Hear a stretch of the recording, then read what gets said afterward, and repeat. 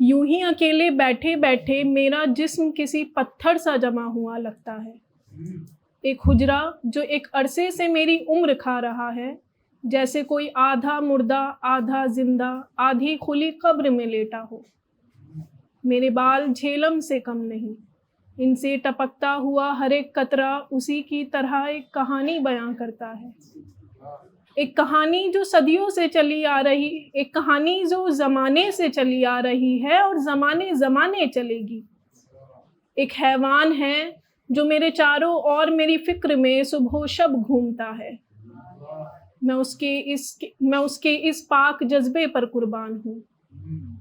جب کئی دنوں بعد آئینے میں دیکھا تو میرے سامنے کھڑی ہوئی ایک نوجوان آدم زادی، جسے میرے آنکھوں کے نیچے کے کالے گھڈوں میں کتنے دم گھوٹ کے مارے گئے خواب دکھائی پڑے، جس نے میرے رخسار کے تل پر ہاتھ پھیرا اور میرے داغ کو اوجھل کر دیا۔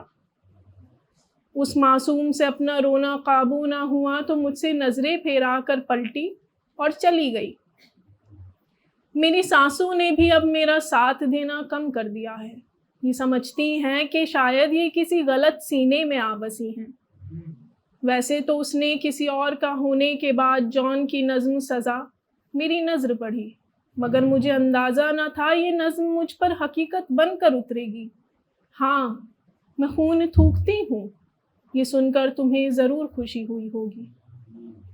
میرا ذہن و دل کسی بزرگ کے ہاتھوں میں قید ہے جو کسی فانی ذات سے پرے سوچتا ہے، مگر یہ انگلیاں انہیں سیج نہیں پاتی۔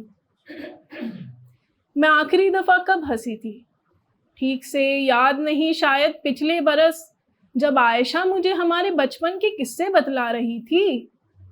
مجھ سے دعائیں نہیں ہوتی ہیں، میری ذات سے آدم ذات گھن کھاتے ہیں۔ میں ایک حجرے میں قید طوائف جو بس یہی سوچنے کی کوشش میں لگی رہتی ہے میں کس کی پسلی ہوں، وہ کون ہوگا، میرا مقصد کیا ہے، میں یہ سزا کاٹنے اس عورت کے جسم میں کیوں بھیجی گئی ہوں، میں کون ہوں؟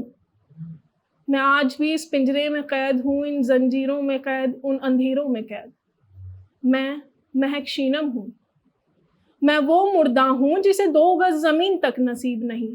میرا لہو بہتا ہے مگر ان اندھیاروں میں قطرہ تک نظر نہیں آتا۔ میرا نام مہک شینم ہے۔ زمانے نے پھر اپنی سوچ کے دائرے سے ایک اور شخصیت کو فنا کر ڈالا۔ یہ عورت جو میرے نام سے جانی جاتی ہے، میں نے اس عورت کی حفاظت نہیں کی، سونپ دیا اسے ہر اس فانی محبت کے آگے، اپنی لافانی محبت کے خاطر جو کبھی میری تھی ہی نہیں۔ میں نے ہمیشہ اس کی نیلامی ایسے سوداگروں سے کی جن کے پاس مجھے دینے کو کسی اور کی محبت ہی رہی، مگر اس پر کیے ہوئے ہر ظلم کا مجھے اب جواب دینا ہوگا۔ میری خاموشی کسی سمندر سی خاموش جس کی لہروں میں ایک چیخ ہے جو صرف ایک بہرے کو سنائی پڑے گی۔ میری آنکھیں صرف ایک نابینا ہی پڑھے گا، مجھے سہارا دینے کو ایک معذور ہی آگے بڑھے گا۔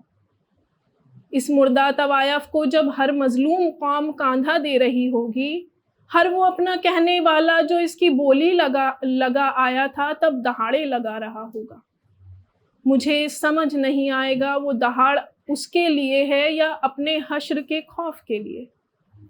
اور جب میں اس عورت کے بدن سے آزاد آسمان کی اور اسرائیل کے ہاتھوں لے جائی جا رہی ہوں گی، تب اس کے ماتھے کو بوسہ دے کر کہوں گی مجھے معاف کر دینا، اور پھر عرش کی اور گنگناتے ہوئے بڑھوں گی۔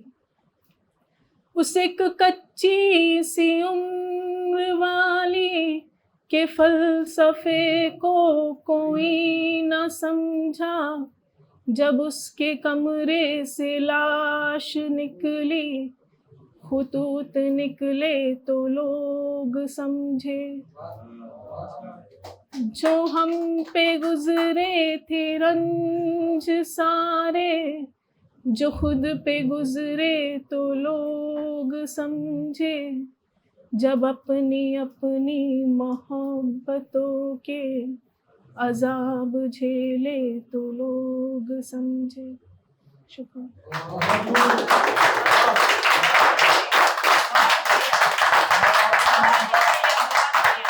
اللہ